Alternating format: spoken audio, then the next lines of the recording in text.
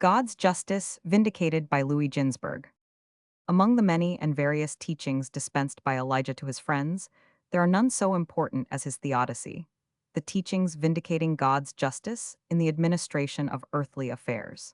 He used many an opportunity to demonstrate it by precept and example. Once he granted his friend Rabbi Joshua ben Levi the fulfillment of any wish he might express, and all the rabbi asked for was that he might be permitted to accompany Elijah on his wanderings through the world.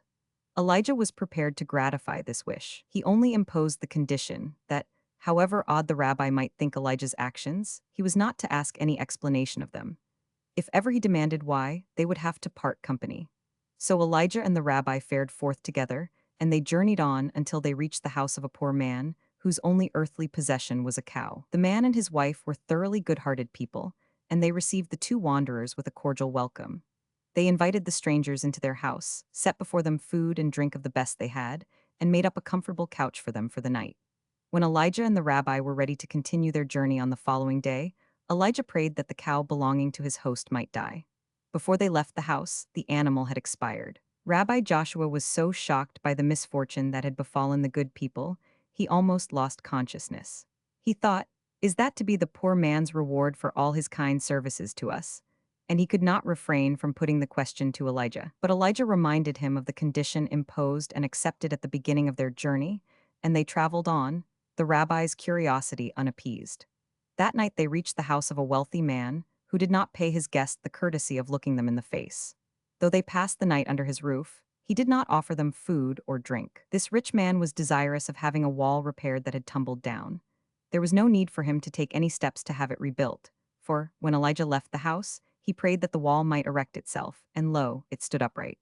Rabbi Joshua was greatly amazed, but true to his promise, he suppressed the question that rose to his lips.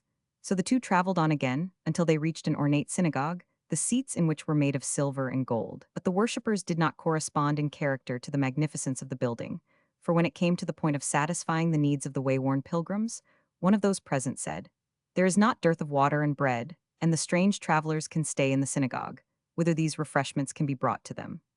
Early the next morning, when they were departing, Elijah wished those present in the synagogue in which they had lodged, that God might raise them all to be heads. Rabbi Joshua again had to exercise great self-restraint and not put into words the question that troubled him profoundly.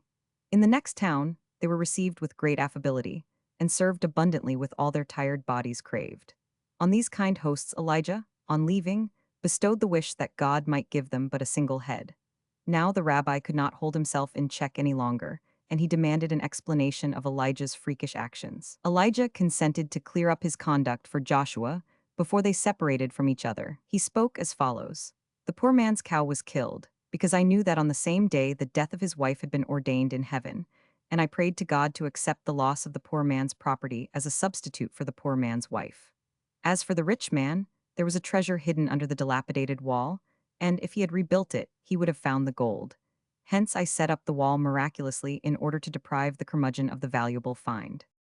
I wished that the inhospitable people assembled in the synagogue might have many heads, for a place of numerous leaders is bound to be ruined by reason of multiplicity of counsel and disputes. To the inhabitants of our last sojourning place, on the other hand, I wished a single head, for the one to guide a town, success will attend all its undertakings.